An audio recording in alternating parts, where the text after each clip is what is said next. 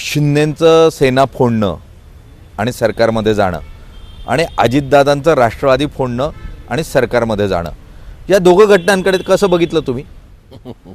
या घटनांकडे बघता कशाला, अख्खा महाराष्ट्र बघतो आहे की सत्तेसाठी केलेले समीकरणं आहेत.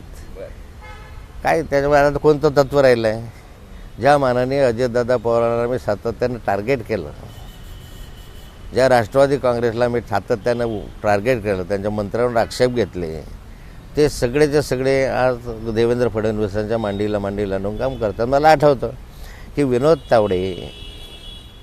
तावडे, देवेंद्रजी फडणवीस हे सगळे बैलगाडीभर पुरावे घेतले का दिवशी छत्रपती संभाजीनगराला जाऊन, आणि हे बघा हे गाडीभर पुरावे आणि हे कसे नालायक आहेत अजितदादा पवार वगैरे, हे जाहीर सभांमधून सांगत होतो. आता ते किती शुद्ध आहे हे सांगण्याची वेळ आमच्यावर आली. म्हणजे तुम्ही सरकारमध्ये त्यांना घेतलं, राजकारणाची दिशाच राहिली ना. आता कोण कोणाचं हे समजत नाही ना. आता आज इकडे उद्या कुठे जाईल काही गॅरंटी याच्यामध्ये राहिलेली नाही. छत्रपतींचा विचार म्हणजे